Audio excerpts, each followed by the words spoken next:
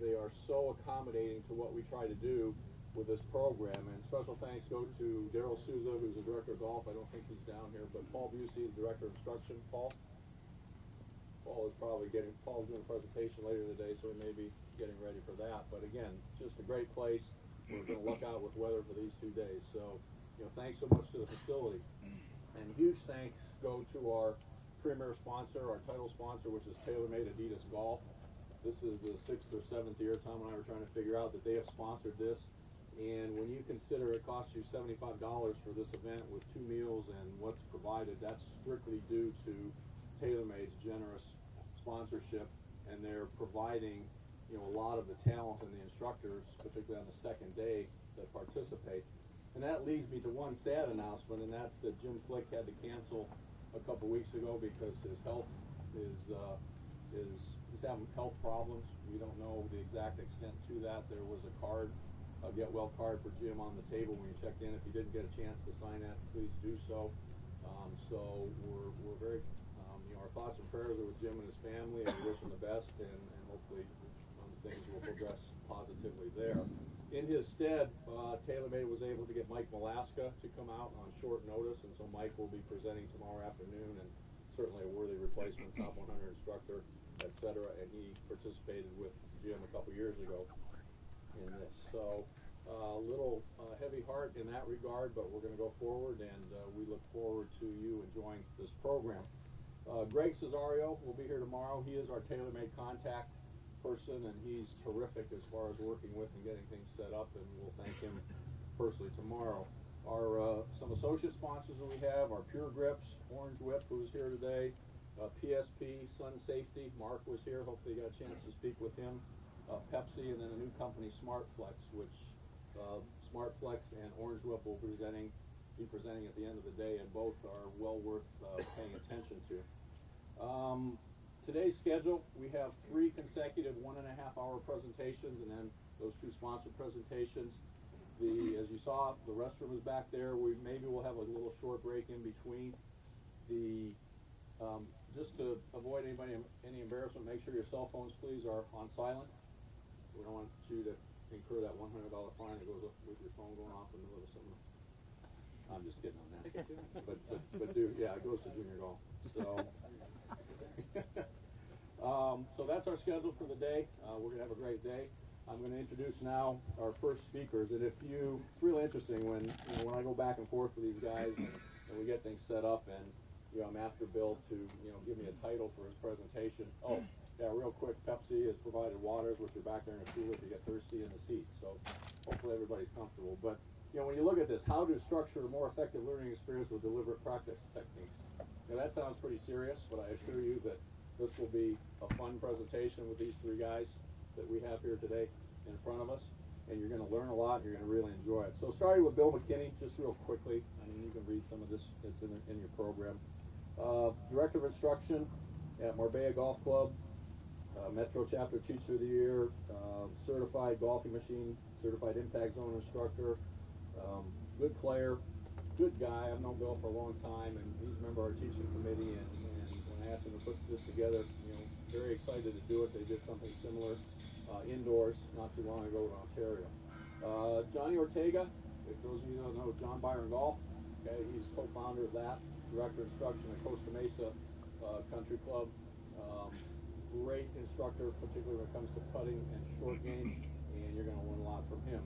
And their good friend and good friend of the section, Mr. Brett Massingham over here, who actually now works for Taylormade Golf. Awesome player, long history within the section. That's basically all I'm going to give you, because I want the time to be spent with them talking, not me talking. So without any further ado, gentlemen, have at it. Wow.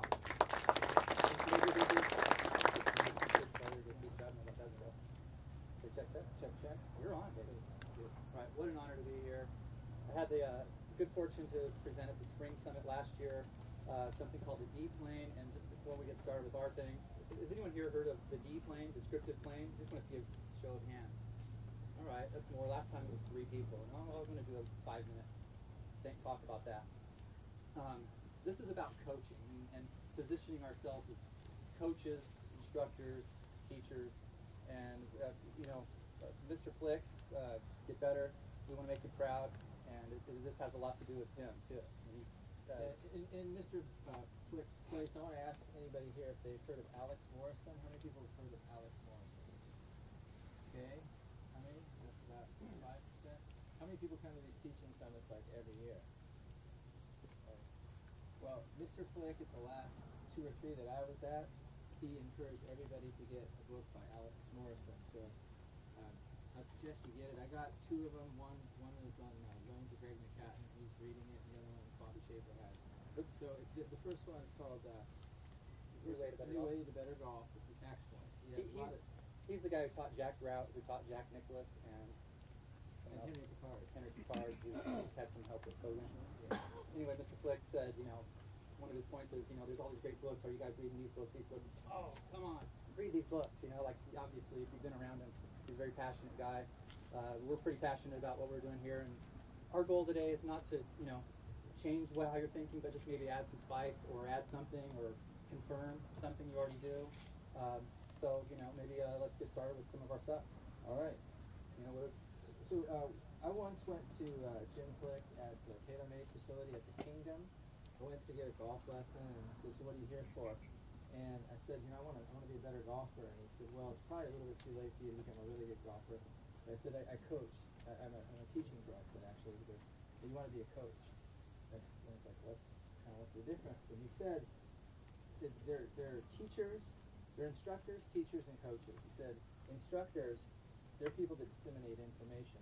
You can get that from the book. He says, then there are teachers, they'll put you on a video camera, they'll tell you to keep your left arm straight and your head down, and all the rest. And then there are coaches. He said, coaches are people that can affect the way people think, the way they behave, how they practice, how they interpret and act out their interaction with the game, how much they practice, how passionately they practice, how they compete. He says, that's what you want to be. So if you really want to be fulfilled in this business, he didn't necessarily say successful financially, but he said fulfilled. He said, I want you to be a coach. So if you've noticed, when you're around him, when he coaches you, he always calls you coach. Does anybody notice that? Yeah, so I kind of took that to heart, that we want to be more than just somebody to correct the slight. Absolutely. I think we were asked to be here. John and I are both members of the World Scientific Congress of Golf. And if you haven't heard of that, it happens every 4 years at St. Andrews. Well, this year they had it in Scottsdale. So we charged it out there in the Honda Element, had a good time, almost ran out of gas from the story. But it's 10 hours a day of lectures by the world's premier coaches, biomechanists, and sports psychologists, and who else? Neuroscientists. They had a big say in what was going on. And there was a sort of this theme that went through most of the lectures, most of the days, and we left both changing. I think the drive back was 7 hours or something back from Phoenix, Scottsdale. And we had plenty of time to let it incubate. And now it's been since March. Is that what it was? March? February, March. Yeah. So now, I took it to heart pretty well, and I want to say my coaching business has evolved, and so we're going to show you some of the things today about that. And so, let's do it. All right, it's my turn. Yeah. One thing, before you started this, I think, like Coach Flick said, there are all these great books and these great teachers, and back, with these old books with, Alex Morrison, and I think right now is probably the most exciting time ever and I hope it gets more exciting, but I think the technology's caught up a lot, and real scientists are into golf now and telling us stuff. And I think that golf has been sort of run by pseudoscience or almost science or misunderstandings, starting with what the heck causes what. The ball. How does the ball fly? And things like that. And so these Doppler radar and super fast cameras that are doing. You've all seen it, some thousands of frames per second now. So I think when the real scientists look at it, they're saying things like, no, Pro, it's kind of like what you're thinking, but it turns out it's the opposite. So we're going to talk about some of those things today, too. All right, let's get to the heart of the matter. With Brett, you want to come on in here? Let's have a hand for Brett. Hey, Brett Matthews. Let him hit a couple long shots. It's fun spending time with friends. You should know I've known Brett since I was 5 years old. We lived across the street from each other, and he was always riding his motorcycle up the street, and like with one hand, one foot waving at me, and I was like hitting golf balls from my lawn to his lawn when I was about 7, I guess. Not long after that, I knew he'd be good at it, because anyone can do stuff like that, I usually get pretty good at golf, and so we even played high school golf together. We're like brothers. Shot brother. Also, a little known fact, Brett qualified for, was it 2002? 2002 LA Open in our Club Pro qualifier. And he's the only person ever to, he was, diagnosed with MS in 1995. So he's the only person ever to play in a PGA Tour event with MS. Although, I got to play in one in 95, and on the first screen I could have sworn I had Parkinson's, I'll tell you that. So, anyway, all right, we're going to do a few different things. By the way, you heard I'm an impact zone instructor, and I'm a golfing machine, master GSEM, and all. I like to find nuance and mechanics of the swing as much as anyone. I like getting in a conversation, talking about why Ben Hogan's swing is better than Richard or whatever. It's all great stuff. This is just a little in addition to, when you got someone whose swing is that good, and they show up for, let's say, a lesson or whatever you want to call it, for help from us. You guys will find something wrong with the swing. I probably used to think that. Geez, I better find something. This guy's not doing like Ben Hogan and get him more like that. All right, we're gonna do a couple drills here, Brett. Just the first drill. Let's just do some shapes. Let's do a big draw. How's that? See the stick here, don't you? Okay.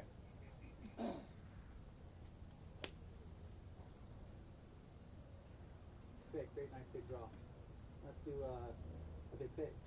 Kind of enhance. So when I work with about I work with 3 young players that went to first school this year. One's got going this week. Nice day. So shapes. When these kids, they're around 30 or whatever, 24. The last thing I want to do before tour qualifying is, hey man, your grips look good, you're bound, something like that. I'm gonna just try to get them playing shots. I take them on the course, do situations, things like that. Which side you got here? Okay? Straight. Straight. Hard shot ball. That's pretty straight, wasn't it? Isn't that good? Fine. How much do you have to think about to hit a straight shot, a fade, or a draw? I mean, what's the process? With years of working with Billy, I just learned to monitor with club face, no matter where it is. That's all I do. My pivot still drives the club, but I'm still monitoring the club face in every shot I hit. So a drill that we've done for a long time, Billy, let's do this, call the shot. Okay. So this is the epitome of monitoring the club face. 1, 2, 3. Okay. Oh, about a yard. That's falling. Falling, right? Fair enough, right? So how this has worked for me is Billy calls a shot when I take it back, and I have to make the adjustment in my golf swing. When it comes to playing the game, it's easy because I know what shot I'm going to hit. Do one more. 1, 2. Straight. Oh. That's on page. Oh, I was a little late. I was a little late on that. No, that wasn't shake. Almost. You're going shake. So- You're over there. The key for me is monitoring the club face. So now I'm playing a golf tournament. Now I know I have to hit a big, high, straight shot. It's already programmed in. I know I can do it. So I can work on it with Billy. He tells me what shot to hit, and I have to think about it during the golf swing and monitor my club face and how I'm going to attack.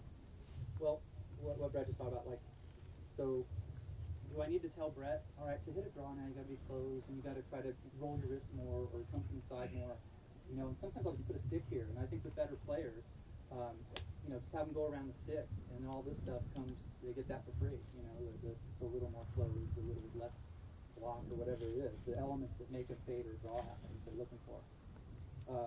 Let's do another fun one. Just, again, a little adding to maybe your arsenal or your repertoire of fun things to do with better players, and I hope you all get some better players. It's fun to work with beginners. I work with all ranges, old people, young people, you name it. You get them all.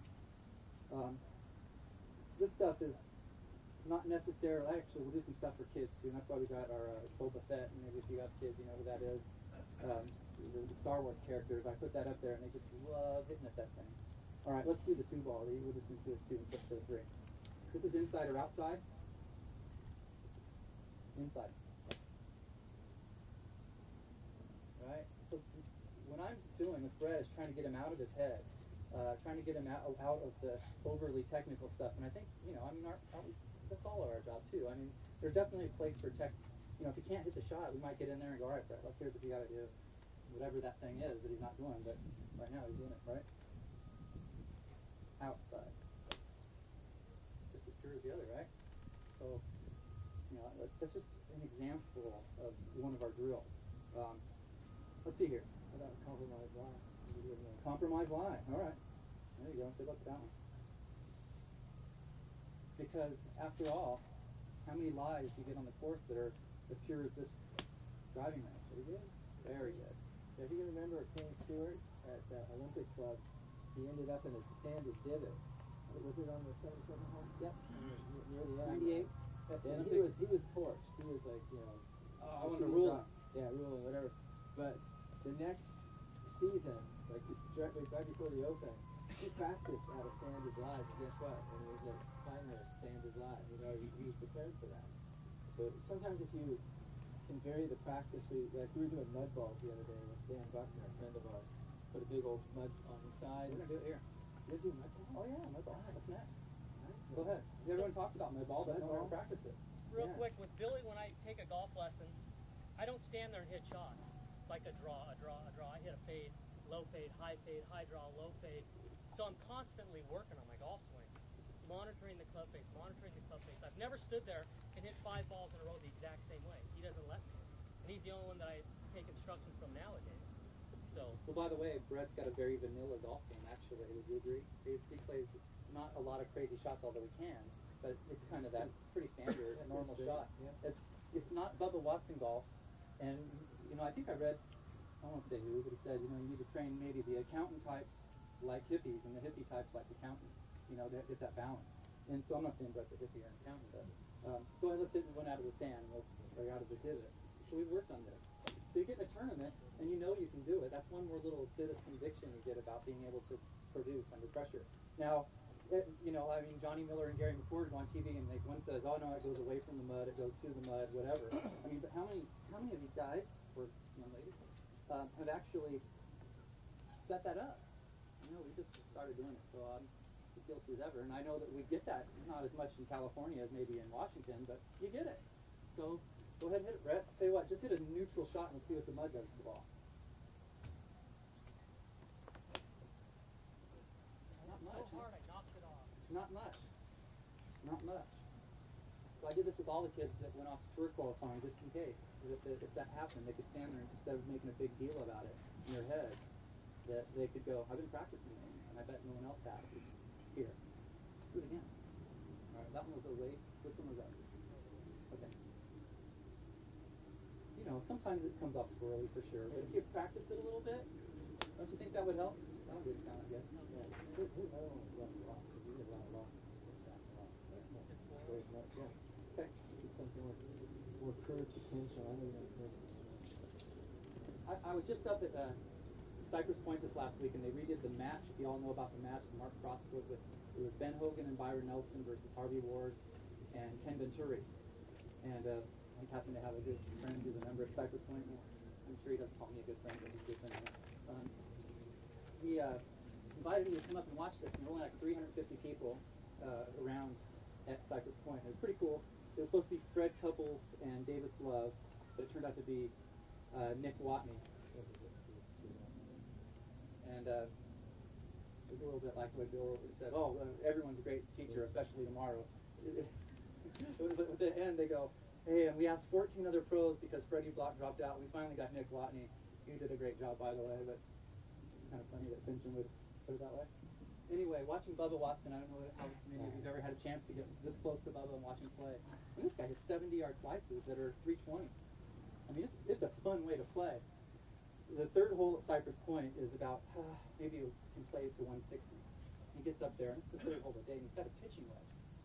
And it was from one side of the green to the other, probably that blue to the yellow. And he gets this pitching wedge. I mean, outside the bunkers, and back in the right corner where it was, it was a little long. And it was just like, really? You hit a pitching wedge? I mean, just such a creative way to do this. But you can tell the guy who says, well, I've never had a golf lesson, which we can talk about that too. A golf lesson. Bubba Watson grew up playing high school golf, junior golf with lots of good players. There were programs for him. He played college golf. He played high school golf. Didn't have Keith Slocum And Bud Boo Weekly on it. So maybe that wasn't a traditional person there spinning around, changing a grip, but he was in a program. He was in an environment. And I want to ask everyone today, and I need to keep asking myself this: what if a young Bubba Watson, Lee Trevino, and Jim Furyk happened to show up at your junior camp? Are we sure that we wouldn't mess them up? Are we sure we wouldn't go, oh yeah, gee, Jim, you can't play golf with that. You gotta hold it right, dude. And I'm sure someone here thinks, oh, they'd have been even better. And maybe, and it's maybe. Or are we sure we could provide an environment that would push these kids to make it? I think they're all major champions, aren't they? Yeah. So they've done a lot with their peculiar ways of hitting the ball. So interesting swing styles, unbelievably good impact dynamics. Yeah. Two glove gamey one just the other day with Ladry. I mean, how great is that to watch him? I mean, that guy's an unbelievable ball player. We're just seeing what the ball does to mud. I dig doing this. All this stuff is fun. Like, you step in there and do. That had a little. It went the opposite way, and that was a little squirrely. So that's what we find that did. And I got this off of TrackMan. Like being as big a golf geek as I am, I read through all these forums and stuff that had to do with TrackMan especially, and that's what they were saying, that they tested this and it moved away from it a little bit. So the answer, and it can go either way. It can be squirrely, but typically the mud, it goes the opposite way of the mud. So that's one of the things. All right, let's just again, let's kind of go through some fun drills here. And I'm not wearing a watch, and I have no sense of time. 20 minutes? About right? Yeah, now we're 5 minutes. We've been going 25 minutes. Oh, okay, great. Jeez. Yeah, great. So what was another drill we're going to do here? All right, let's do stand on one foot, left foot only. So real quick about this. With my MS, when I learned how to play golf again, because I had to, because I kind of forgot how with MS, but Billy helped me develop a drill where I hit shots on one foot. And when I started after my diagnosis and I felt good enough to play, it was a matter of me just making contact with the golf ball, and we just kind of evolved. And now we get to the point where we hit shots on one foot. Fall over. Yeah. Next job. Foot can't land until the ball lands. Motorcycle, surfing, skateboarding. So it just helps with my coordination. So like I said, every time I see Billy, I'm working on something that's beyond golf. It's even better for my MS because I'm staying coordinated, staying in tune with my body. It just seems to help. You just have fun hitting balls like you do with your buddies. That's really the thing. Was there really any reason to change stuff that he's, you can see it's a pretty darn good swing. There was one point in in college where he was off at San Diego State, and at our college, our coach was pretty swing oriented, and like if you could swing like Ben Hogan, if everyone could swing like Ben Hogan, we were going to be the best team, as if that were the case. And we did have a really good looking swinging team, but everyone could beat us. And so, not Donnie. Donnie could beat people. Isn't that kind of true, Don? Would you say that our team, especially early on, our coach kind of recruited guys with good looking swings? Absolutely. And I rarely came in last place. That's true. That's true. And I tried to again. I had to get a car donated. Didn't work. Another story. He was at San Diego State. Oh yeah, okay, all right. So acronyms. I did this made a little acronym from the Golf World Scientific Congress of Golf. So again, this theme. So CREDS. I think it's in the notes. CREDS. Just to kind of remember it. It's not necessarily in that order. C is contextual. Like I'm with my better players. All right, Brett.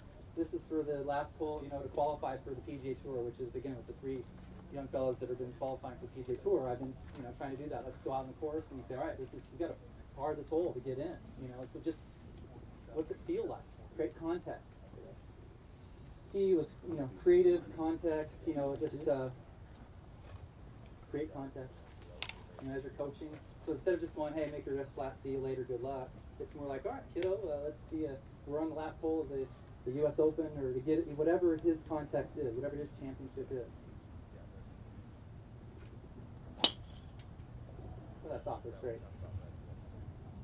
Going to have Josh Anderson come out, who just went through qualifying. Poor kid shot 78 in the last round. I said, we'll get Brett, so Brett's doing a hell of a job. As far as random practice is more like mixing it up a lot.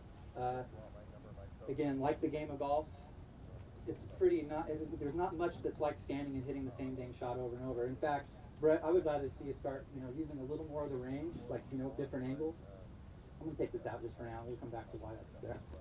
Parallax. This is the 18th hole at PGA West. Cinderella story. There's water all the way up the hole to the left.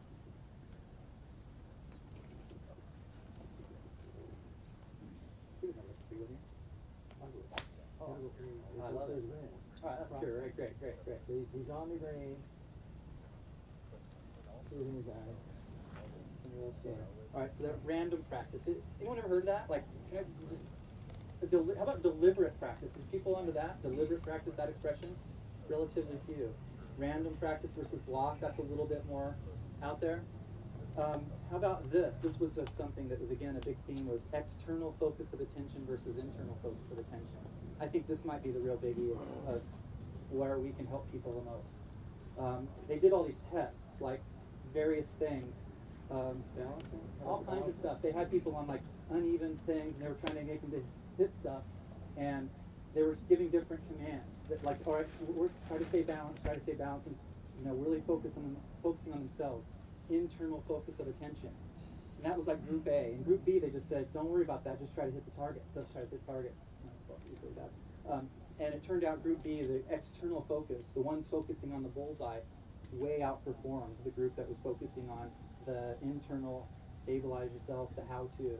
Okay, so this external focus of attention thing. So how would I explain it? Or Golf. pertaining to Golf. So maybe everyone here, I know this is true with me, it might be true with everyone. When you kind of got a tree blocking out something, and it's, I don't know about you, I'm a little better at that than I am in the middle of the dang fairway.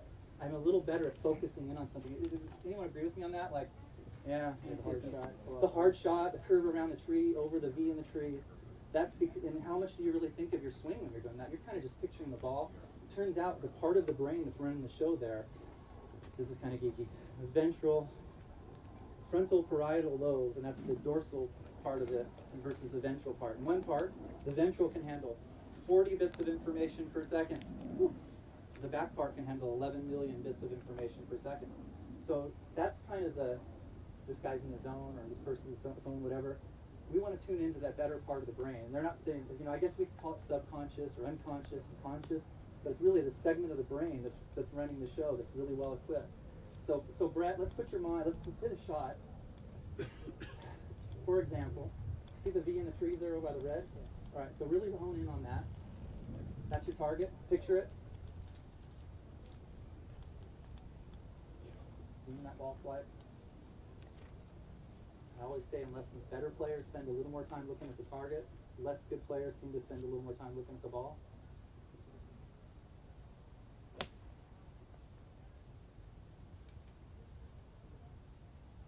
Pretty darn good, isn't it? Might have hit the tree a little bit. But that was like, got like a 10-footer or something. So that's an external focus of attention. So this Gabrielle Wolf is this neuroscientist, and she called it the wrote a book, The X Factor. Highly recommend it. EX. DDD, actually desirable difficulties. Another neuroscience expression. I think it was coined by a neuroscientist at UCLA named Bob York. And he, through desirable difficulties and drills, we kind of did a few of those, the stuff, the weird stuff. You create situations like the mud, or put it in the divots, so that type of stuff.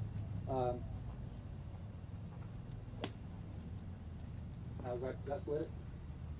Again, we want to randomize through practice, change clubs a lot, change angles, change targets, get external focused, do drills, desirable difficulties. I was just reading whether, on some of the Facebook thing, and I don't know how many of you are taking notes, but the business of golf instruction, Donnie's on it. Anyone else on the business of golf instruction in Facebook? Consider doing that. It's pretty, there's people, there are 1,000 of them now, about 1,000 golf teachers from all around the world are chiming in, having a conversation about sharing their best practices and asking questions to each other. I find that pretty helpful, especially when Donnie chimes in. He's a pretty smart cat. He's in tomorrow. He's one of the better instructors. The question was it a good idea to practice one-handed shots? Does anyone think it's a bad idea to practice one-handed shot? Feel free if you do think that. No one? Well, there's someone that I don't like it. You don't like it You don't because like it? you don't practice it. Right. Because it's not part of the game. Yeah. It's interesting, right? But So I see a lot of the guys who train with Ledbetter, a lot of guys who train with Mitch Harmon. So Graham McDowell in one of the tournaments, like warming up, hitting shots one-handed, right-handed. And he has a cell phone in his hand, and he's hitting one shot one-handed, left-handed. You know, I don't know if he's just forcing around or if he thinks it does something for him. But there are a lot of guys that do it. Doesn't make it right for sure, but it's kind of working out.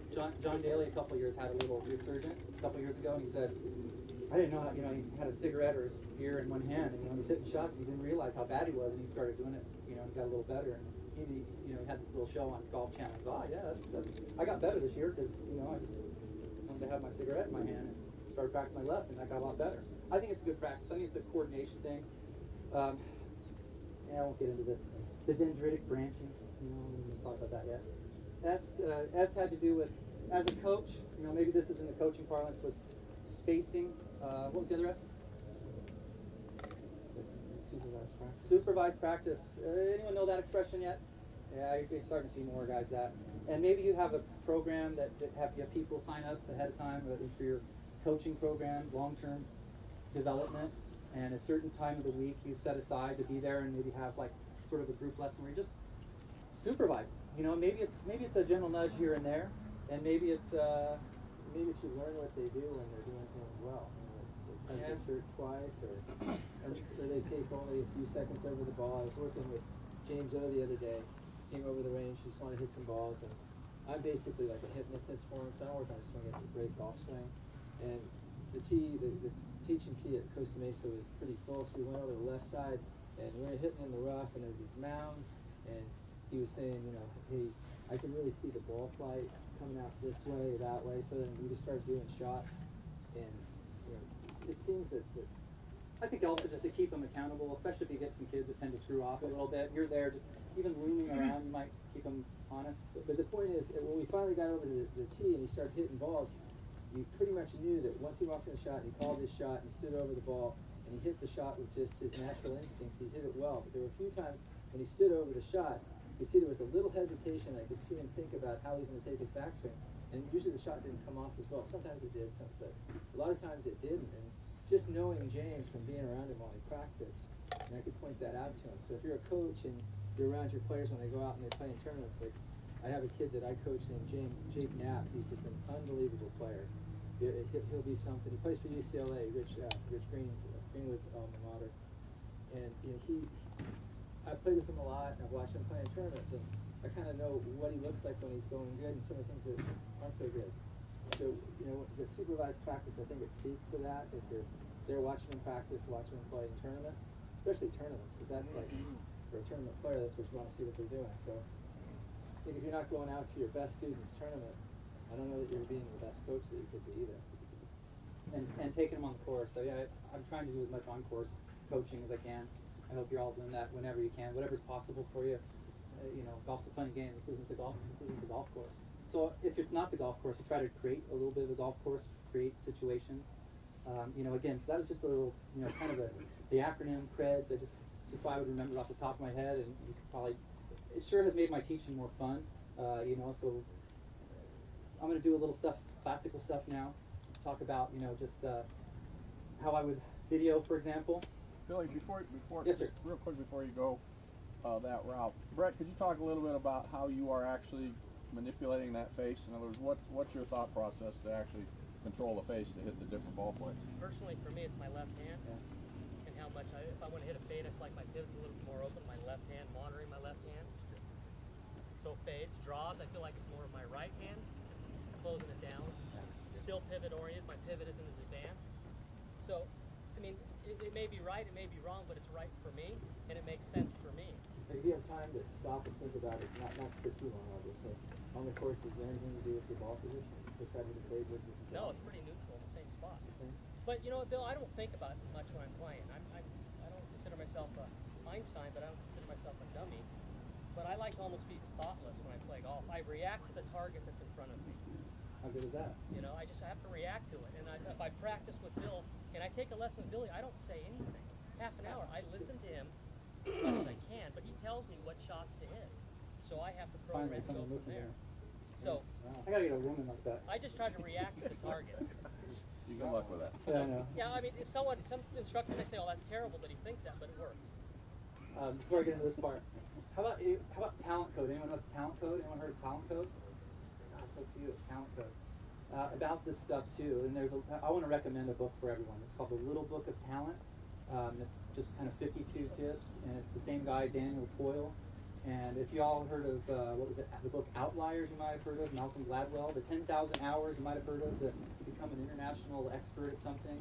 The 10,000 hours of deliberate practice, of real practice, of doing useful practice. I know I put my 10,000 hours in, but it wasn't the right practice. I was a ball muncher.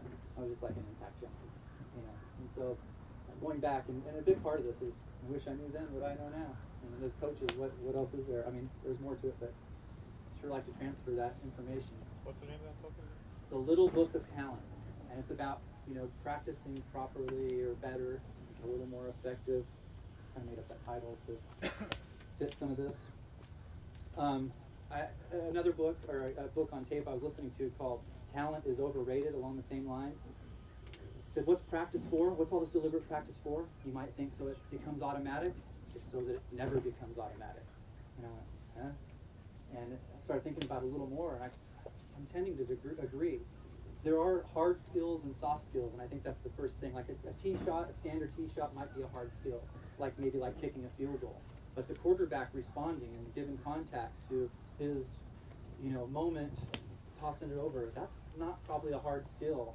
It's a soft skill. Did you see Peyton Manning when they made that big comeback the other night against the Chargers? Nope. There's one broken play where he's in the pocket and he's being converged on, and there's some guy down on the ground that had been like blocked, and he hurdles the guy just like it was nothing and made the throw, and the announcers kind of laughed like that was unconventional, but you know, that guy's done so much practice in all different kinds of environment that he can kind of come up with that adjustment right on the spot. And I know we have a tennis player among us that's also a golf pro, Peter Cavallero, and I'm sure you've read the tennis Bible, Bill Tilden. Is that, see, like, you know, it's pretty interesting. This guy's talking about how tennis players, they always put spin on the ball, every shot, or they should anyway. And tennis players don't have a whole lot of time to do a pre-shot routine, right? You just have to react to it. Yeah. Yeah, so in that situation, you watch these guys that are top flight tennis players, they're doing some things that they've never done before. And it's like, after they do them, sometimes they kind of laugh, like, I can't even believe I did that. So I think that, like, we're seeing more and more great golfers kind of fit that mold. They're not like position 1, position 2, position 3, position 4. Some of them are, like Robert Rock, he looks real good, real pretty, but there's so many more there are so many more examples now of guys that kind of just do it their way, and they're fantastic because they're just kind of going path of least resistance, like what their body kind of knows.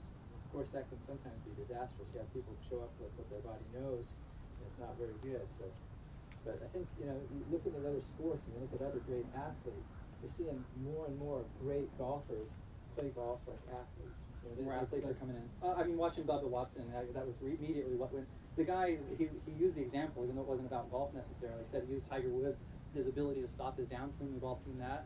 He said that's an example because he's trained enough to be not automatic. The rest of us go, oh, dang, you know, whatever happened, I was distracted, and that was the end of that, and the pattern ran out. And they said sort of, once it's automatic, there's not really room for learning. And so, again, watching this Bubba Watson play, and I thought, every shot this dude hits is an art. I mean, he's just creating from moment to moment. This is not really much automatic about it at all. Some of these drives curved 70 yards, and some were less, but I mean, it was pretty phenomenal and fun to watch. I mean, you know, I've become pretty good friends with Fred Funk, and he's, you know, obsessed with hitting it longer, and always asking me about that. You know, try to throw him off that because how good is the dude? And anyway, he's got like Brett, a very vanilla golf game, just kind of a down the middle on the green, and you know, make it or miss it. And Fred said, he goes, I don't know anyone wants to watch me play golf. It's like watching grass grow. I mean, and everyone kind of wants to play like that. But I think this opens up this idea of practice so it never becomes automatic. Just consider that. That's just something to think about, I suppose. Which one? Let me do one more thing. Let me do that. All right. All right. So, like, how would I? Just a couple ideas about using the camera. Standard camera angle, by the way, you want to develop, like, let's say if you got your tripod, terrific, and be consistent with it. The way that they even recommend on the Golf Channel, if you're going to send in video of your swing, do it this way. And it's what seems to be the way all the magazines do it. It's right about here, right between, if I were standing back here, I'd get to where, this is just standard stuff. Where if Brett takes the club back, you get the whole picture, the whole club, don't let the club get out of the frame. And my camera would be right here, like basically right between his hand. So this is about where my camera would be if I were taking a picture of Brett. I'll generally hold it like this. If I don't have my tripod, I'll usually have my tripod. And same for forward, hand high, something like that. Just to develop consistency. So if Brett takes a lesson or whatever, or any of my guys or young ladies are taking a lesson, they can come back a year later, X time later, and they're seeing the exact same angle, and not one time with me going here or right here or whatever. So consistency of camera. But now a couple fun little creative ideas that I've added in there. And we call this one four-man's TrackMan. And where was that other stick I've been twirling? Okay. I'll do this. And probably I'd have Brett like exactly on the line, or maybe there'd be a space in the hip. And I would kind of get in closer, and I happen to have this great little Casio that does heaps of frames per second, like makes it look really slow. And I'll get down in here and get just the club traveling through. Yeah, sure. And exactly on line. That was pretty awesome. And so I'd have recorded that, and we could slow that way down. And I think that's a little bit of there's some enlightening view to be seen there when you see the club traveling through, to know how fast it moves back inside. And can I borrow your chair for a moment? Oh, you've got a heap of stuff. All right, thanks. Thank you. A couple other fun angles I might do here. It'd be great if I fell on this, wouldn't it? So this is something, another creative little angle. Front, same thing. I might get in front. I get behind, back in here, make sure I don't get hit. And these are really cool. I mean, they're just fun, different angles. So now we can kind of see the way Brett drops it in. And maybe some of you have a very advanced center where you've got cameras everywhere. I don't have that at Marbella. I'd like to have it someday where there's a camera overhead. But meanwhile, as long as you don't get hurt, sign my waiver, I guess. But that's just another fun thing you can do, just to think about it differently. Hang on, don't hit. Just different angles, using your camera a little more creatively, kind of away from just the basic standard two. I think these are probably the two most important. That I think those other ones might just spark a little of the creative imagination. Anyone else got any cool angles you use other than those? Anyone? Doc Werzer? Right over the ball. Right over the ball? Yeah. Directly over? Yeah. Very cool. Like something like this? Excellent. That's kind of like TrackMan 2 in a way, isn't it? Just stuff to share with people, just different ways of shaking it up. All right, I just talked briefly about that, and then we're going to bring up my good friend Jeff Jensen. I was able to present at the Spring Summit last year, and I was even more nervous then than I am now. Well, about the same. Everyone thinks I'm just excited, but I'm just nervous. The D plane. Some of the people raised their hand. The descriptive plane. I mentioned earlier that the real scientists are into golf now. And then the technology, like the super fast cameras and the track. Anyone here work with the TrackMan? Anyone teach the TrackMan? Handful. Cool. Excellent. So you guys use the D plane as sort of the algorithm. I mean, it uses it, right? Or a flight scope or a radar, Doppler radar. And okay, so I started with the question, and I don't want to catch anyone off, but so I asked people, I go, so what makes a ball curve? And they go, spin.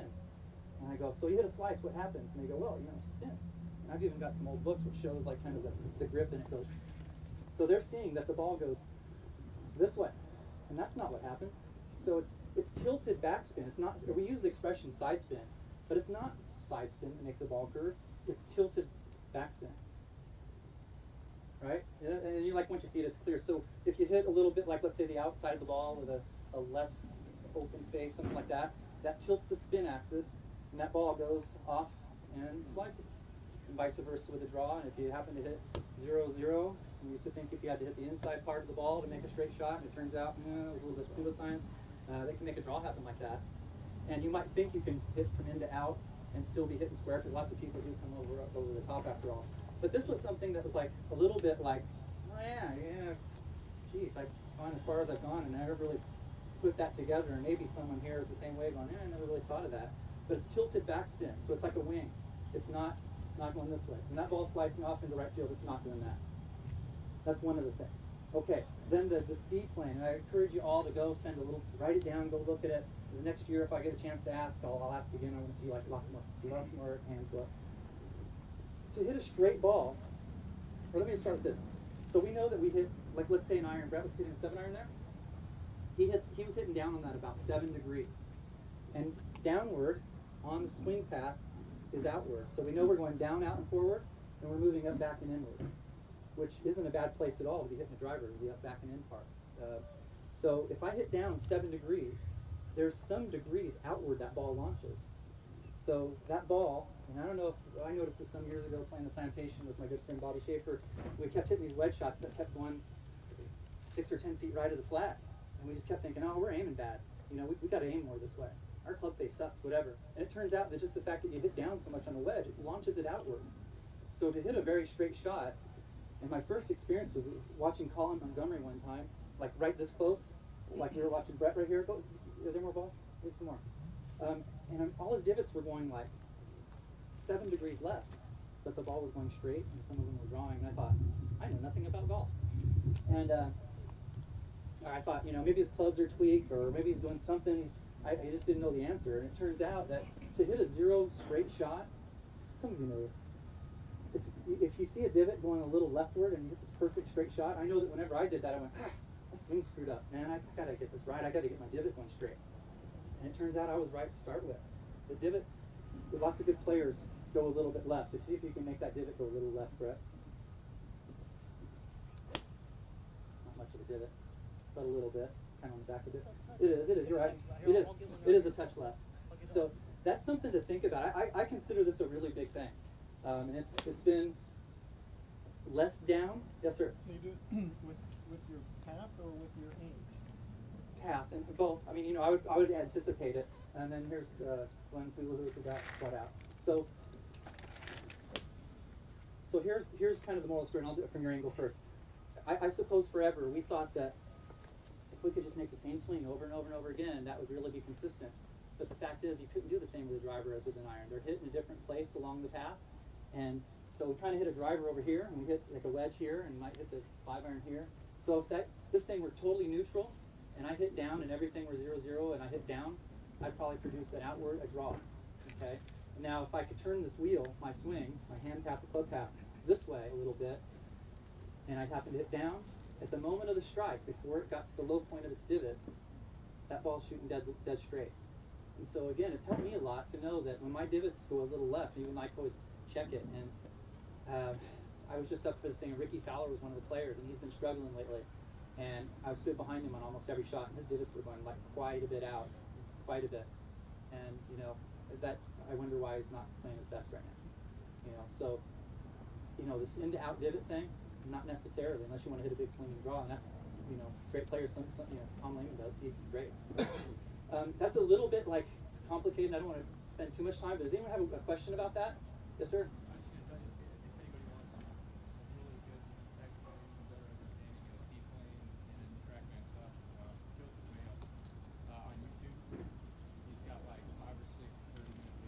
Yeah. And he works with Grant Wade, and really, really good, easy to understand stuff if you get involved with the TrackMan, or you just want to go get more of what he's talking about, then all those ones. So to hit an optimally hit a driver, you want to do like you're going to be a long drive guy. You turn your wheel outward because you're hitting upward. You know, if you notice where you can see back there, that stick is going straight out and not along that path there. So downward is outward, upward is inward. I hope that's clear. That's a big thing. I don't know how long I'll keep harping on that, but I think it's our job as pros, coaches, to be able to diagnose, not to know when someone hits left to left, and the fact is they might have gone out 6 degrees to go, you know, because you think you see it and you go, that was a pull. I mean, you got to swing more out, dude. And then you just have fuel to fire. This is huge. Okay, so I consider that a really big thing. To break up our talk for a minute, I'm going to bring up my good friend Jeff Jensen. Jeff is has been a friend of mine for about 10 years. He's made his living amongst horses. We're kind of horses too, aren't we? Race horses. He'll tell you a little more about that. And I introduced him recently to Sam Randolph, and Lino knows him from being around there. And Sam Randolph, you all probably know, he was the can't miss kid who did because he had all these weird problems of his body. And I introduced him to Jeff because I know that's kind of his specialty. He's just going to talk about hydration today. But Joe Daly started working with Jeff too, right? Maybe about a month and a half before he won the senior players, and credited Jeff for helping him do that. So we're going with Fred Funk this week, in a week. Fred Funk's been asking about him, and we're going to go from there. Do you want to get a mic up? That's great. All right. I know I'm going to forget something here. Yes, sir.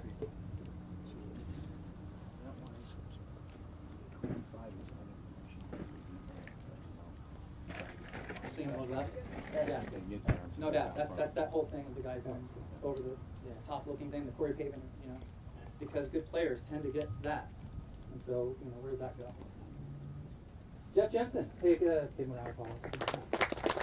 Thank you, Billy. Thank you. I've known Billy for probably 10, 11 years now. Through some of my pursuits, which have always been natural athletics. In college, I was a rugby player, so I put my 18 years in on the pitch. I put 30 years in on the racquetball courts.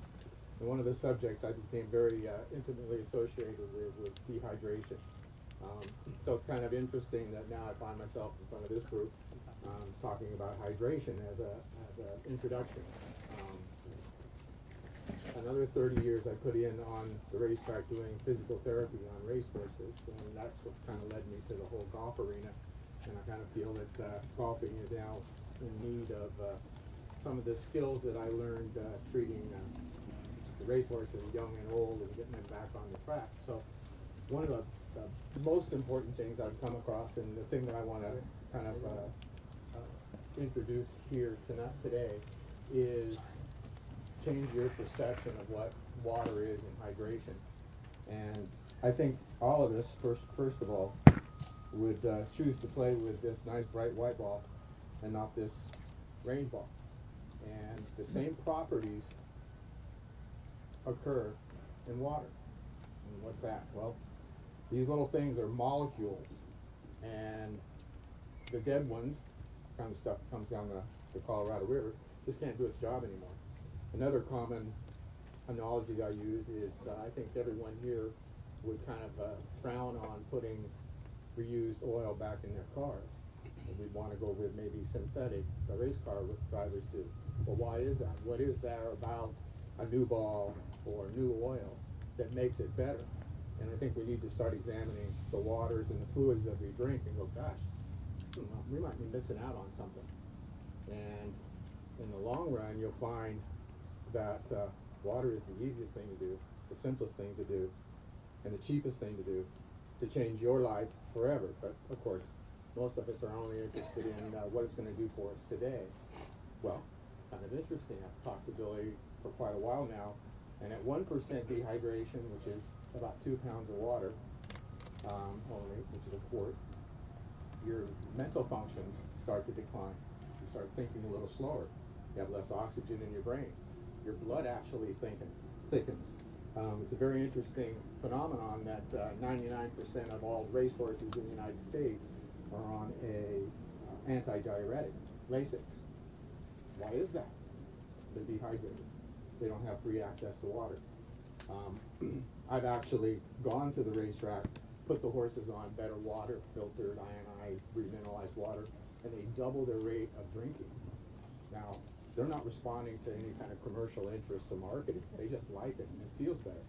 And interestingly enough, I've found that the same thing is true with most of my friends and the other people that I've worked with.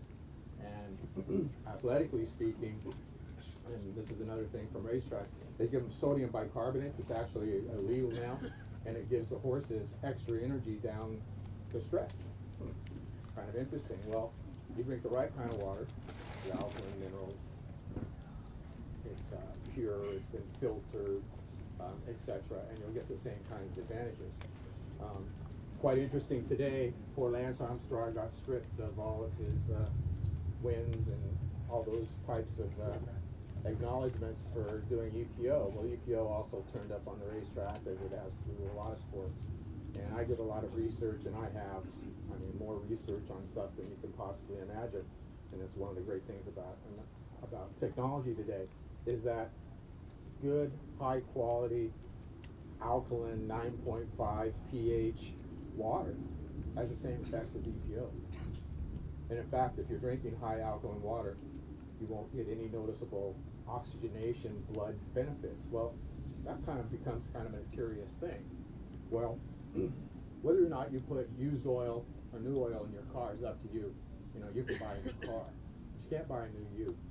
Dr. Oz and Dr. Mercola, two of my favorite guys out there, are doing a really good job of initiating simple changes in people's life that will make a big difference over time. And over the last few weeks in their newsletter, they're saying you need to do this by the age of 50, and they name, you want to lose weight, you want to start getting active, you want to do that. Well, all of those things are a little difficult to achieve.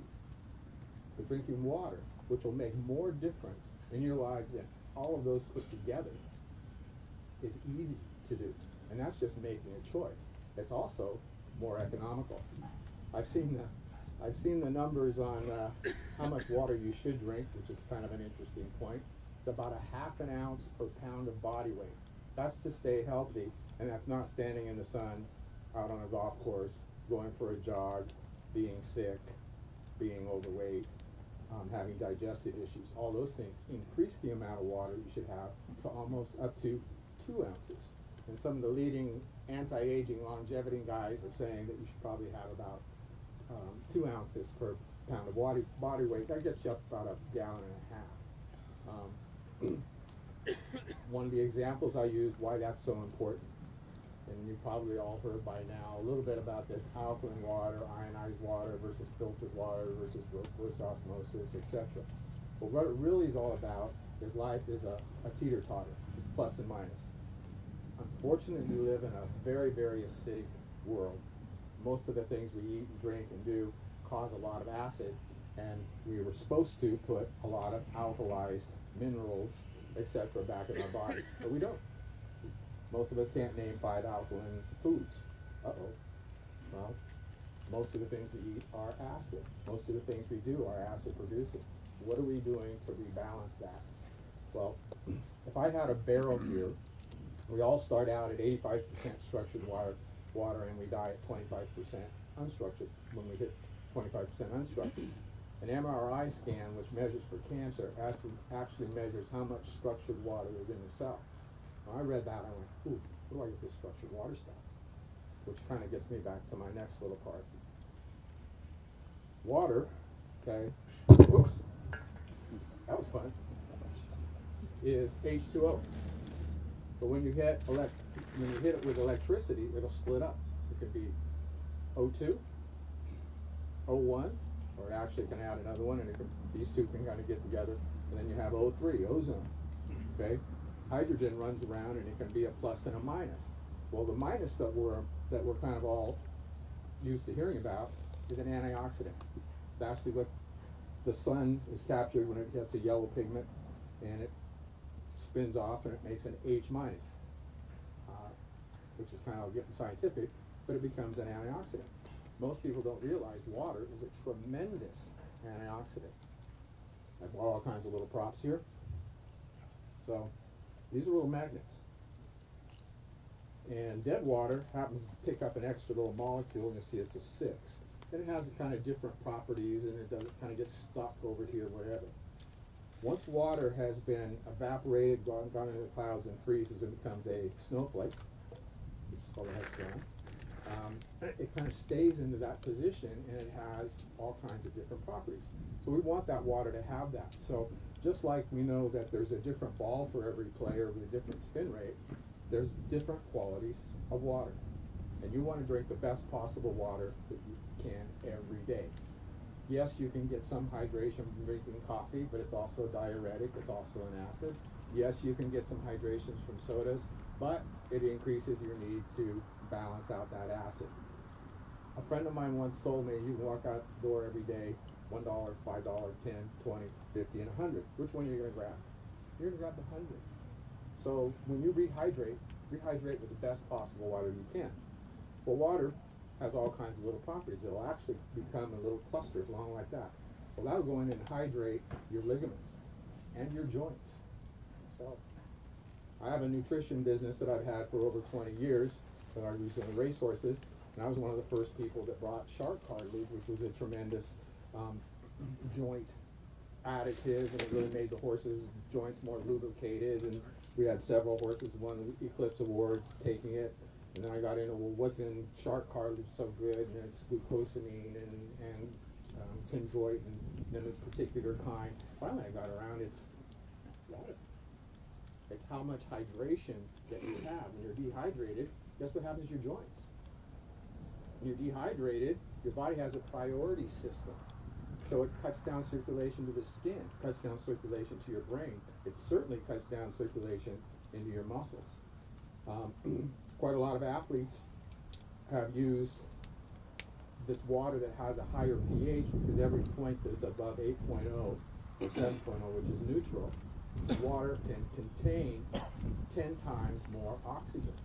So water that's 9.5 has virtually 1,000 times more dissolved oxygen. Now imagine yourself taking that much extra oxygen in a day. It's going to have an effect. And we often see a lot of athletes that go out and consume this high oxygen containing water, and their performance will improve as much as 10% just from drinking a couple of quarts of water. Within 10 seconds of drinking highly alkaline water, your blood cells, which were pumping, will actually open up and be carrying more oxygen. So, as golfers out there, on the 18th hole on a hot day, and you wonder why you're kind of got the little jitters, and you wonder why you're not quite thinking as clear, you wonder why you make bad decisions. Could it be your water? Ooh. You start to think. Because all your metabolism is based on it. We wouldn't be here. We wouldn't be on this planet without water. And it wasn't just any water. It was water with a particular combination of the right minerals and ions. We need it. We need it for the rest of our lives. Professor, thank you very much. Can you give us Question? the best water?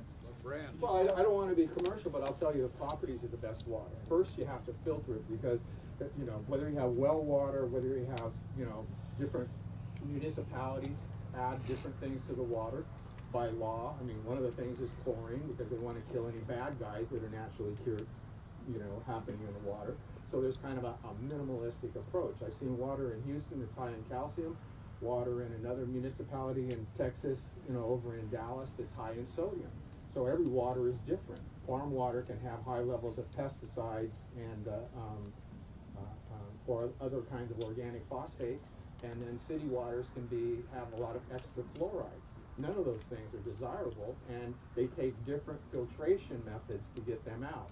So we have reverse osmosis, unfortunately, particularly the electric-driven pumps. They use 10 times. They waste 9 gallons of water for every 1 gallon they make. So it's kind of a negative there.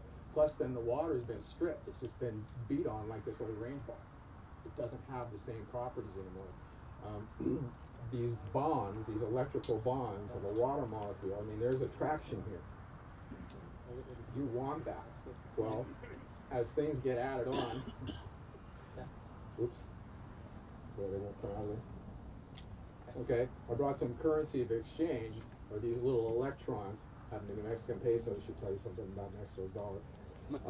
But they just start attaching to water. Well, all of a sudden that water can't do its job anymore.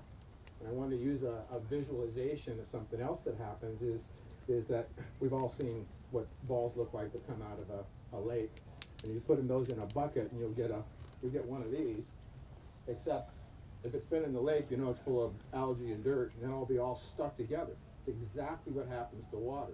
And that water cannot do what it's designed to do.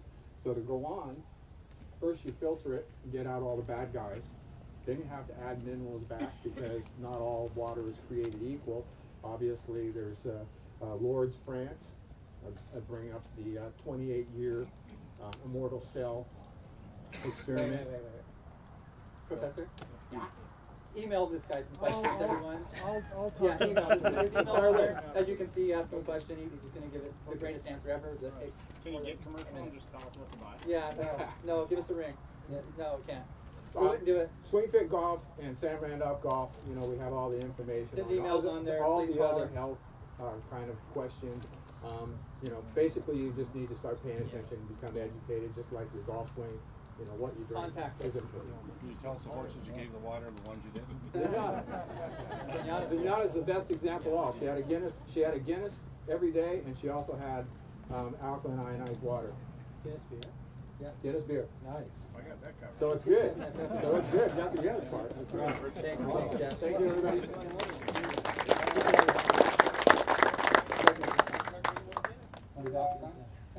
Okay, in the spirit of the election, who's been watching the debates? Anybody watch the debates? You like the debates? They're great? I think they're great.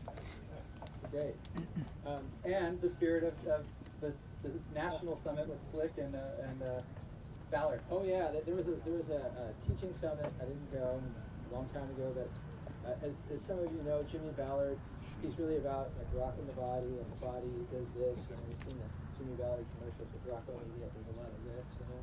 Pivot, Yeah, pivot, control, moving the arms. pivot power. Yeah. And then Mr. Flick and guys from the Golf Digest camp, or at least Mr. Flick in particular, he was into the hands, arms, and wrists, and the swinging of the hands, arms, and wrists, controlling the swing and the body responding to that movement. So you have one that's kind of body moves the outside, the inside moves the outside, and the other one's kind of outside moves the inside, so to speak.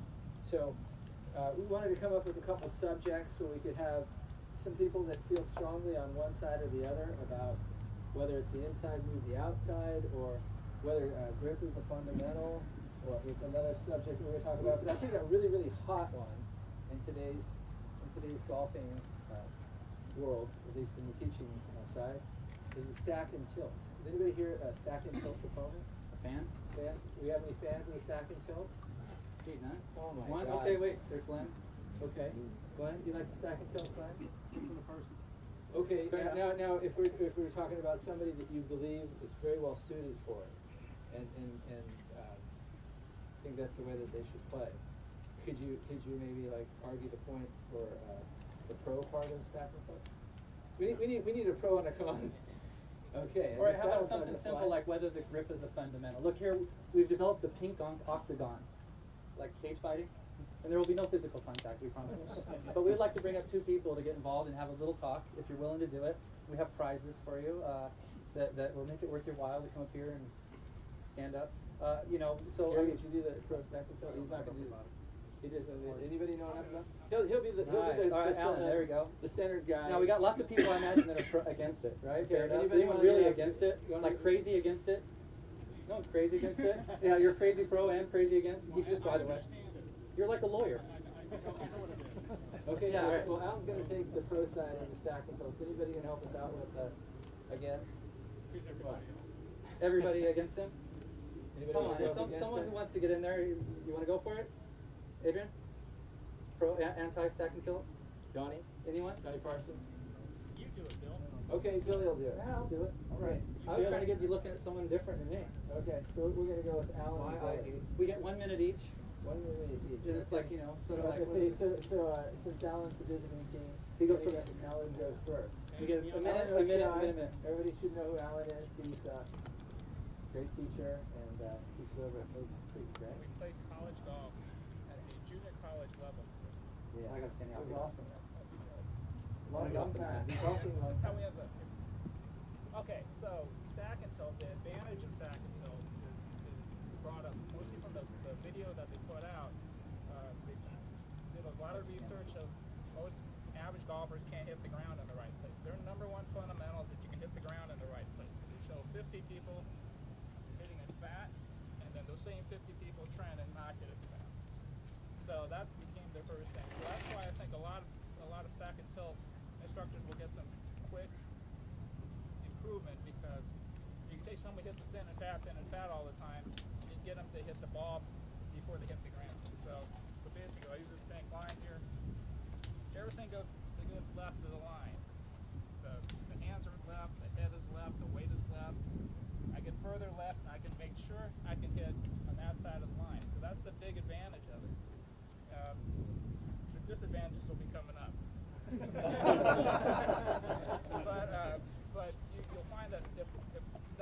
like to teach, especially short irons, deep plane, go on the left.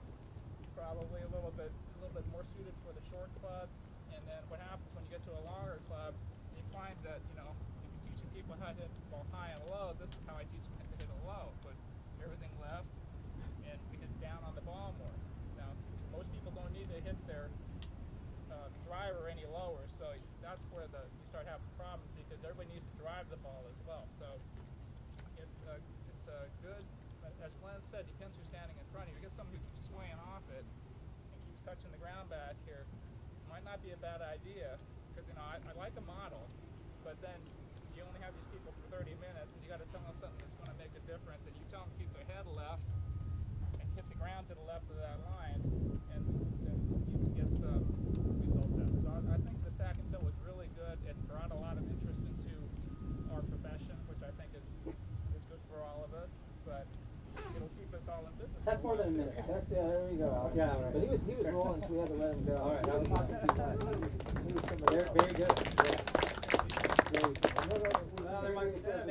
Maybe we're questions. Yeah. All right. So the promise is that you're going to hit the left side of the line, the forward swing bottom idea. And I can tell you, working at a country club where at the other end of the range we've got a well-known stack and tilt instructor, and I see some of the people there, and I can tell you they're still floating plenty. They're still hitting this side of the line, even though they're going like this. It's still quite possible to hit that side of the line. I'm sure you'll all agree. I think some of the golfing machine parlance, we call it educated hands. And I've seen plenty of players, and I used to take lessons from Ben Doyle, and I noticed from him, he'd go kind of like fairly off the ball. And I said, Ben, you've got big sway. He goes, oh, but it's an educated sway. I never saw him hit a fat shot once. So you can hit a very nice, clean shot, even moving fairly off the ball, you still hit this side of it, as far as the first thing goes. I think the biggest thing is it's a swing style thing. We mentioned that earlier, internal focus of attention. And I know at my country club, I'll use that example, is we've got a lot of people trying to stay in the model best they can. But I watch the handicap sheet and they're going up. Okay, so the people, and they actually look pretty good, and they put their pictures on YouTube and go, or not YouTube, on Facebook, and go, look at this guy. He used to look like this, or she used to look like this, and now look at it. Boy, they look like that. And the handicaps are going up, and they're hitting about this high off the ground, and I still see them flubbing it. So the original idea was, hey, you'll finally make good contact, and I don't see that quite happening. I could have probably taken Alan's side too, and we could have done mine as well. Okay, so any input from the crowd, or anybody want to ask about anything that either of these gentlemen put forth? No, everybody clear on that? Which side is easier for the body, or against? Like in terms of like on your body, like no, for your physical ability, what's easier on your joints, on your back, on your knees? I see a lot of people in stack and tilt to start to develop problems with their knees and their Someone get me out of here.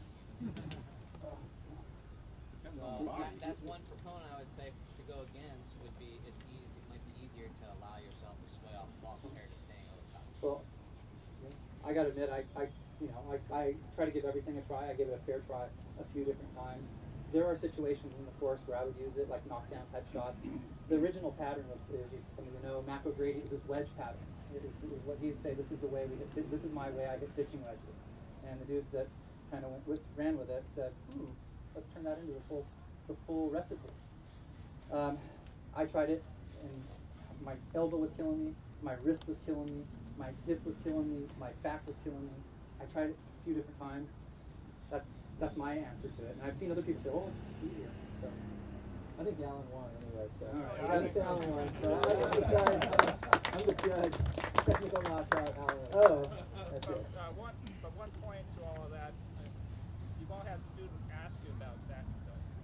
So it's up to us to know what that stuff is when they ask you. So you can answer, you get an educated answer as to why they don't want to do it or why they might want to try it. And you have to keep like after I saw Jim Flick here and he yelled at us for not knowing who Horace Hutchinson and Sports, I went out and I bought those books and I read them. And darn if a lot of them don't sound like Jim Flick, but Alex Morris put his chin behind the ball. It's Jack Nicklaus. So it's interesting to see what stuff comes from. But that's people are going to ask you, so it helps your credibility if you can answer them. Get an idea of how to do it. You got a question? Thank you, Alan. Yeah. Sometimes people use different forces on it. I took some videos and stuff and was playing a while back, and I saw Curtis Strange. He was calling he was moving all over the place, whatever, and I get all pissed off about it. But I pretended I was taking pictures of Mark O'Meara, and I got him doing him. But he was swaying into the screen. But he was swaying all over the place. But when he started hitting his wedges, you think he was doing stack and tilt. And so he was using parts of it, and they swear they were moving off the foot off the ball, because they were really into it at the time with the wedges. You swore he was stack and tilt. I mean, he was stack and tilt, but he didn't move at all. I noticed so there are some people that use portions of it, and there's certain times, and it's just like Mo Norman. What they say that they do, and that, and what they actually do are completely opposite things. So there are different portions of it. Thanks for sharing that. That's an excellent observation. Thanks. Hey, I got one thing I threw in I forgot about. Anyone teaching with an iPad? Quite a few. Just to share a great app, because we all know about V1 and all that. There's something called Coach's Eye. Does anyone use Coach's Eye? There's one. There's a few. Okay. And I think all of you use it. Wouldn't you say it's darn good? I love it. It's got, you take the picture, and you've got a little wheel, so you can wheel back and forth. You can draw the lines on screen that they all want, right? And then you can email it to them with VoiceOver. You press the red button, VoiceOver, share, email, gone. I mean, how much easier is that? It's really expensive. It costs $5 for the app, so you may want to think twice before you get that. Yeah. Okay. What are we going to get for our second topic? What do you think we get? The inside-outside, or is that interesting? Yeah. Or the grip? Anyone, I know, John, you're really big on the grip. Is that fair enough to say that? Would you get in the octagon and say that the grip is a fundamental? And Billy, my right-hand grip is terrible. You want to get in the octagon with him? No. He was a Marine. You don't want to get in No, I know. That's. Anyone think that the grip is kind of an overrated fundamental? Don, you want to do it? You're a presenter. Anyone want to get in the octagon with John? Would you be willing to do it? Like a minute? What am I doing? Talk about why the grip is a fundamental for 1 minute. Okay. How about who wants to do it again? Anyone again? Johnny wants to go. Donnie, you're going to do it? Okay. Johnny wants to go. And in this corner, the before picture. This is before your kettlebells, the 44 kettlebells. That's hard. See, John, the after picture. All right, so go ahead, John. Ortega, ask him to. Okay. Let's see. MT? Or just MT? Okay. I'll rebut. Okay, yeah, he's going to go first. Yeah, John Mason's Mason's going to be going first. Yeah, I can rebut. He's going to be talking about why having a sound grip is a key fundamental for building a good 1 minute. Good golf game. Okay. The first thing is, what is sound? What do you mean by a sound grip? And what do you mean by fundamental? Is fundamental what everybody does? Is fundamental what 90% of people do? I mean, we got to define the question first. Right? Okay, So if I'm saying that a fundamental is something that 90% of people do, or the majority do, then I'm saying that the right thumb and forefinger form a V. That's a fundamental in my mind. I've observed and played and seen a lot of good players, and I see the V. Does that mean you can't play with the thumb on top like that? No, but that's what I use as a fundamental. I base my right thumb and forefinger as a fundamental because it's connected to the club, and what I'm doing with my right hand allows the club to open and close or toe up, toe up. The left hand, I'm not sold on the left thumb being on the side. I think it can go just about anywhere, top, middle. It could go to the side if you want, but I'm more of the right hand, V of the right thumb and forefinger. Okay. Johnny's going to take the other side. Just being that I'm a 3D guy, how many of you guys have ever seen 3D or kinematic sequence and that kind of stuff? I mean, I'm a super geek. Last week I was down at the World Golf Fitness Summit, and we were at a bar at 2 a.m. looking at graphs. I was drinking heavily as well. The other guy was You rehydrated though, right? I was hydrated. So basically, I don't believe that any grip is necessarily right, but there is a right grip for each kind of swing. So wherever the pivot's going to happen, if we've got open hips, I don't think we want toe up to toe up if somebody's got a 60-degree open pelvis at impact, because they're going to shut that thing down, the ball's going to start off, and it's going to keep on hooking. So you need to match the grip to the pelvic and torso positions when somebody's coming through impact. You look at a guy like Duval who had that just crazy strong grip and close front face at the top, and he was a really good fader of the golf ball, which back when he was #1 player in the world made no sense to me. Now that we understand deep playing a little bit better, we understand that Duval is probably 70 degrees open with his lower body and 55, 60 with his upper body. It makes perfect sense that he was like that, because as you pivot open, the face is going to stay open all the time. You better have a strong grip, otherwise you're just going to hit everything that way. All right, thank you. Anybody in the audience want to ask a question of these gentlemen, or put in some thoughts? I mean, I want to like. Quick rebuttal. Oh, okay. Nice, nice. Thank you. Going back to fundamental, what the question was, fundamental, what does fundamental mean? Okay. So I'm basing the word fundamental on the majority of players, good players that I see. So I'm using that as a basis. So the majority of good players have like a pretty soft looking grip. Like the thumb and forefinger looks like that, and It's the either neutral or a little soft. Okay. And I would say that the majority of players I've seen do indeed hold on to the golf club. Okay. That is an awesome answer. Okay, now What drives your decision to make a grip change? Ball flight. Ball flight, and doesn't match the position of body impact. Absolutely, ball flight and consistency. I want to just say one thing. We just watched Brett hit some pretty sure shots by anyone's standard here. And if you paid attention, he's got quite a peculiar grip where it's kind of normal and he goes, and it's pretty odd. And I was like, I talked about Bubba Watson earlier, and he's kind of like that too. And Real kind quick, of maybe in Donnie's the camp. reason my right hand is like that is my right thumb and my index finger are numb from the MS, so I can't feel it. I'll actually hit shots with my fingers off the golf club, and then I'll gather it up. I can't feel where it is. You always so had that grip though. When you were a kid, you always had it. It's not gonna work. Yeah. No, absolutely. It's the milk in it. 2 minutes, all right. Okay, we're going to call that one a draw. Yeah. All right.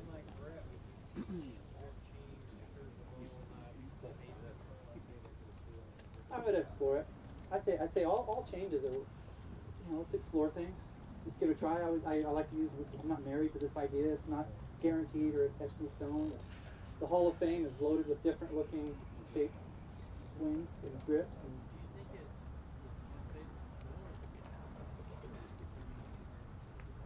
That's a good question. both. It's the combination. Here's how the ball generally launches mostly faceward, about 80-ish%, and it curves away from the path.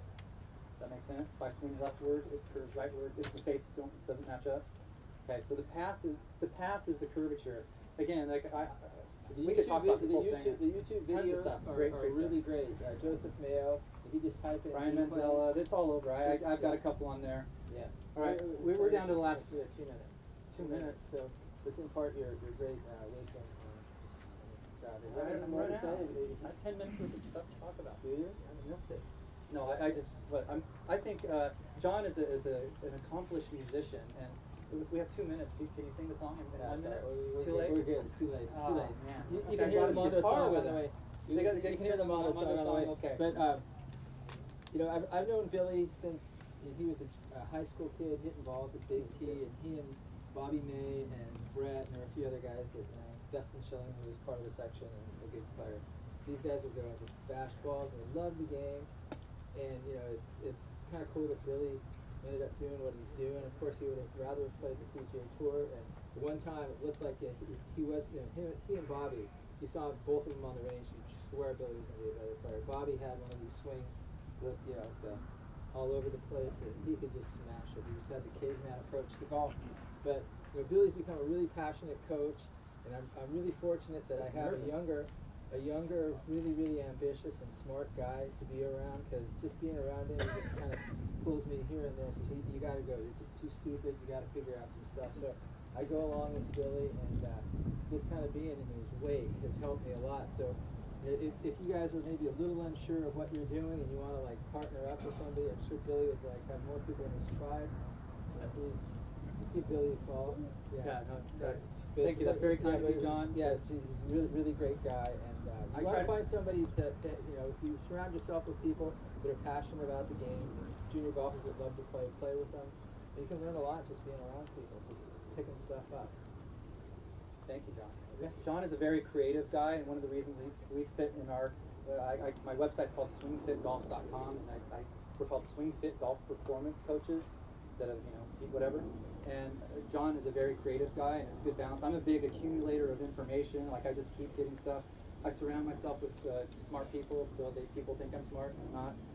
And like Jeff, for example, and we have these great conversations about a lot of knowledge who's all the way out here.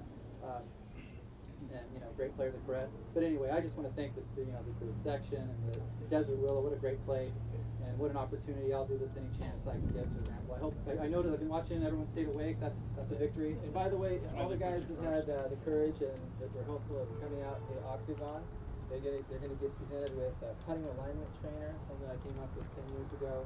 It's a system that helps people putt better. We're out of time. Thanks, Brett.